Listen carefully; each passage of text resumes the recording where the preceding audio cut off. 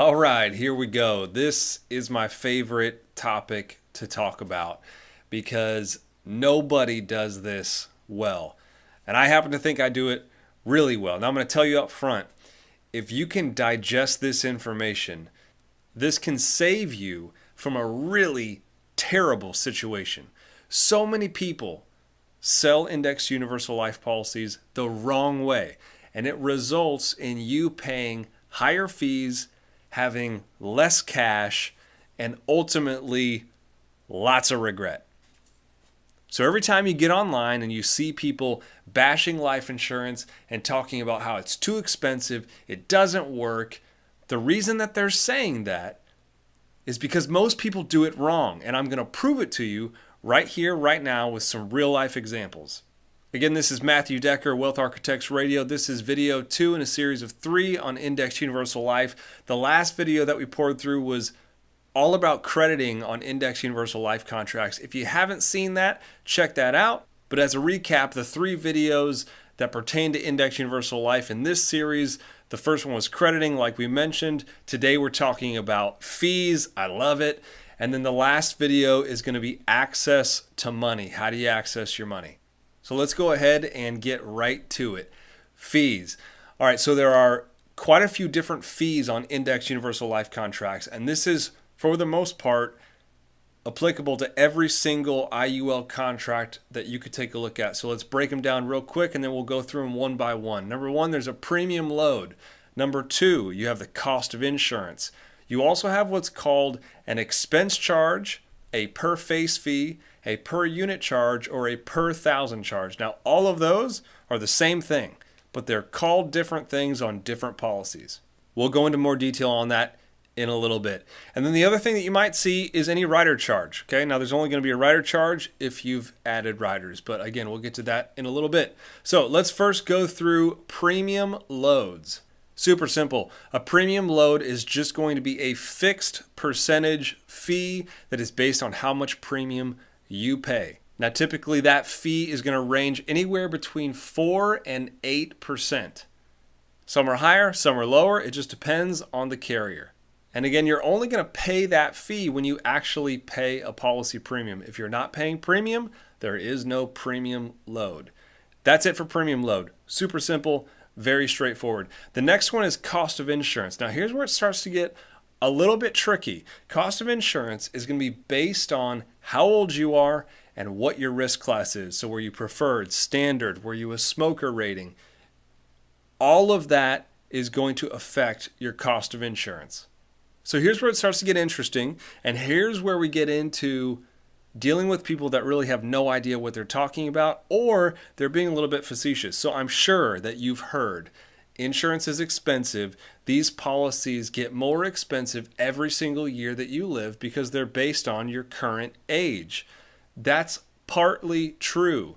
So the question that you should be asking is, does the cost of insurance really go up every single year? Now, as an aside, this is a great opportunity for me to talk about the Bad Advisor ebook that I put together. You should absolutely take advantage of that. Download it right now. It's free, but there are tons of great advice in there on how to spot and stay away from bad advisors. Why am I talking about that now? Because bad advisors get this wrong all the time. So does cost of insurance go up every single year? Well, the answer is yes and no. It's kind of complicated. See, your cost of insurance is actually going to be based on something called the net amount at risk. Okay, what's net amount at risk? I know this is getting really nerdy, and I'm sorry, but net amount at risk is what's your death benefit, and then you subtract out your current cash value. So if you have a policy that has $1 million death benefit and no cash account at all, your net amount at risk is pretty simple, $1 million.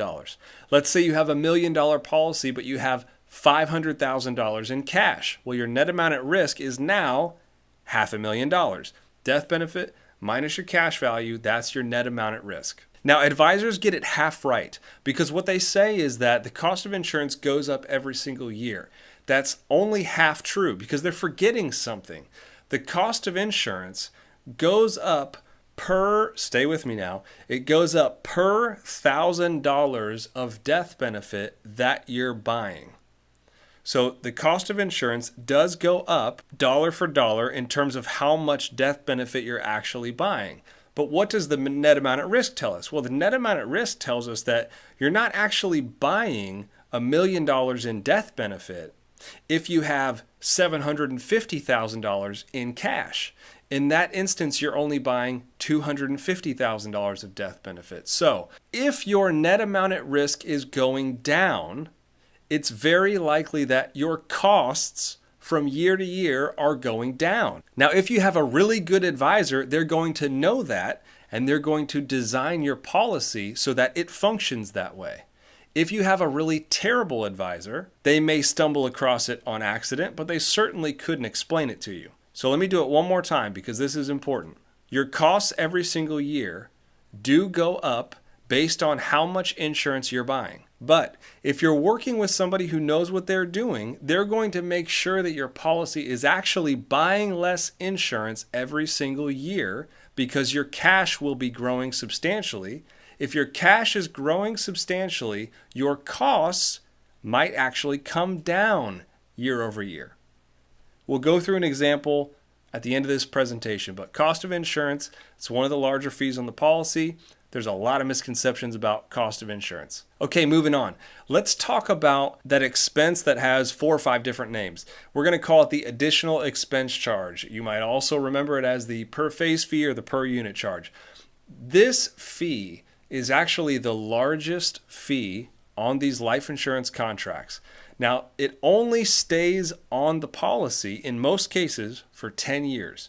Not every company does this, but just about every company that's reputable, that's A-rated, that has a good product, they have this fee on the policy for 10 years. After 10 years, it goes away, and again, it's the largest fee on the policy.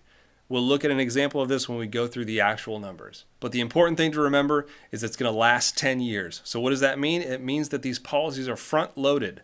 The largest fee is a 10-year fee. After that, it goes away. It's a front-loaded contract. If you're trying to do something inside 10 years, this might not be a great fit. If you can wait 10 years and get past this fee, it's a beautiful thing, and you'll see what I'm talking about.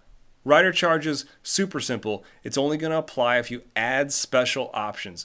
So this is going to be things like long-term care riders, first-to-die riders, waiver of premium riders. I'm not a huge fan of a lot of those riders, but certainly there's a place for them, though if you're trying to build as much cash as possible, you're probably not going to be throwing on a ton of extra riders. All right, so let's look at some examples of actual policies and breakdowns of the fees. This might be what you'd see on an annual statement. And what we're going to do is we're going to actually look at 2 comparisons side by side. I told you that most advisors don't know how to structure these and that you should be on the lookout for those advisors. So what we're going to do is we're going to show you the difference in working with a good advisor versus a bad advisor, what you're going to pay in fees based on who you're working with and how much money you end up with at the end of the day. So 2 examples side by side, and I think it's going to be pretty telling. So this is the exact same company, the exact same product. We're paying the exact same premium. You've got the top, you've got the bottom. This is a 55-year-old male, standard risk class. Okay, nothing special going on. We're paying $30,000 a year for 14 years. So $30,000 a year for 14 years in both cases. And you can see the premium and the premium load are exactly the same. They're identical. It's the same contract. This is all in how we structure the contract. There's no more premium dollars going into one or the other. That's not what we're doing here. There's no funny business going on. It's essentially the exact same contract. One is structured to be efficient. The other is structured to pay the agent as much as possible. And I think you'll see which one it is. So since the premium load is identical, let's just kind of do away with that column. What I really want to focus on are these 2 highlighted columns here, cost of insurance charge and additional expense charge. Okay, the first thing that you're going to notice, or the first thing that I want you to notice, look at the additional expense charge column. You'll notice for the first 10 years, this fee is kind of huge, $4,900. $5,000, $5,000, $5,000, so on and so on. But then you'll notice that it virtually goes away after year 10. It goes from $5,600 to $434. Now it does the exact same thing down here on this other example. It goes from 3,500 to 500. Okay, so there's the first proof in the pudding. I told you that that expense charge was a 10-year charge. It goes away after that. There you can see it. Virtually gets completely diminished in this contract. Now the reason that it's still on there is just it's simply the way that I've structured this. In some instances, it goes away completely and it's $0. It just happens to be with this product, it stays on in a diminished capacity. So what I want to do is I want to focus on the total fees that we're paying on top versus the total fees that we're paying on bottom. So on top, we've got total fees of $200,192. And all I did was I added up cost of insurance and additional expense. I did not include the premium load in this because the premium loads are the same in each instance, so that doesn't matter to us. $200,000 on top. On the bottom, I structured it differently. I made it as beneficial for the client as I possibly could. And it results in about $70,000 less in fees, $132,000 in fees versus $200,000 in fees. That's a huge difference. If you go to the bottom there, you'll notice I've got $1 million in my surrender value at age 77. Up on top, $841,000. So just by structuring this contract the right way, I've added almost $200,000 in additional cash for the client just by structuring it the right way. That, ladies and gentlemen, is the reason that you have to be working with somebody who knows what they're doing. So I don't need to tell you. The one on top is obviously the wrong way to do it. Bad advisors do this all the time because it maximizes their commission to structure a policy like it's structured on the top. Obviously, the bottom is the right way to do it. Not many people know how to do this the right way, and if they do, they can't explain it to you. So I want to take it one step further because still I can tell some of you are seeing this and you're like, oh my gosh, that's a lot in fees, $130,000? That's crazy. Why would anybody ever do that? Well, let me prove to you that you may not be thinking about that quite clearly. So here's what we're going to do. We're going to compare that exact same policy on the bottom, this policy on the bottom. I'm taking those numbers and I'm transposing them onto a graph, okay? And what we're going to do is we're going to compare those values to what a money manager may charge you to manage your money. So what we're doing is we're looking at a 1% management fee and a 2% management fee. Now I know some of you are going to say, well, why are you going to a money manager, invest in no load index funds? Yeah, I get it. Okay. We're not comparing no load index funds with unlimited upside and downside risk to a life insurance policy. They're two totally different vehicles. You can't compare the two, okay? We're comparing something like maybe a tactically managed fund, something where somebody's watching it, they're trying to minimize your risk, maximize your return. You pay a fee for that no matter where you go. There's no such thing as a tactically managed, no-load mutual fund. It doesn't exist, and if it does, it's not good. Okay, so that's out of the way. So what I did on the IUL charges, this middle column here, is I took all the fees on the life insurance contract and I just added them up, condensed them into one column. I did that just so it's easier to look at. So that's all the fees on the policy. That's the COI charge, that's the per face fee, that is the premium load, and that's any admin fees that might exist. Typically they're $90 a year, nothing special, but they're all condensed into that one column. And then I also am showing you the account value here on the life insurance contract, and I'm showing you the premium that we're paying.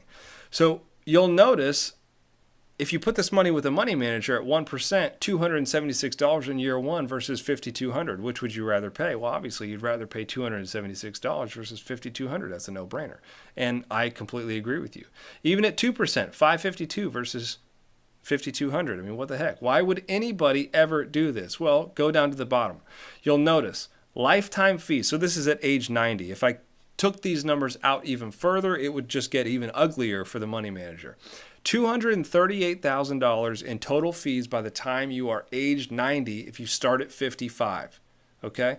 If you're being charged 1% to manage your money, which is low for a tactically managed fund, which I'd recommend just about everybody who's getting close to retirement at least consider, you're paying $100,000 more in fees at 1%.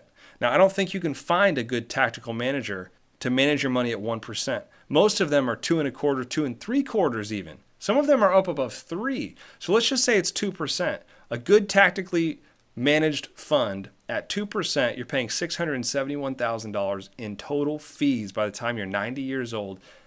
You're still subject to market risk. You pay those fees whether you make or lose money. They are what they are. They're not going away. Which would you rather pay? $238,000 for something that has no market risk, but maybe a 12, 13, 14% upside, plus you get life insurance that goes tax-free to your beneficiaries if something happens to you? Or would you rather invest completely in the market, unlimited upside, unlimited downside?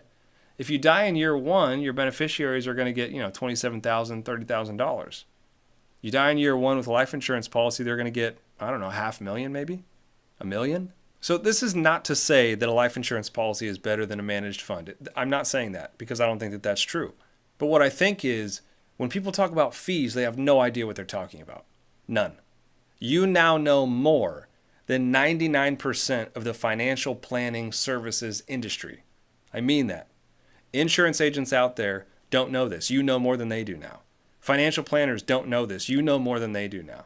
CFPs don't know this. You know more than a CFP at this point in time. They do not know this. They don't understand it. They don't want to take the time to learn it because they think it's too hard. And that's unfortunate because that's how you get bad advice. So let me end plugging the handout that I have on bad advisors. You can get that for free at the link below. It's in the description. You can see it here on the screen. Take advantage of that. It's absolutely free. I put it together so that you can spot bad advisors from a mile away. You go through that, you'll know more than 99% of the industry. You already do. You've seen the first 2 videos here. You're going to watch the third one. You're going to be an expert on this stuff. Stick with me. Keep coming back. Keep learning. Keep digesting all this information. My goal is to make this easy, to boil it down, to crystallize it for you, to make it digestible so that you can learn something, feel good about what you've got, realize that you're working with the wrong agent, realize that maybe you're working with the right agent. If he knows this stuff, great. That's perfect. But I hope you found this valuable. Again, it's Matthew Decker, Wealth Architects Radio. Take advantage of that free handout on the bad advisors. You can get it below, and I look forward to seeing you soon.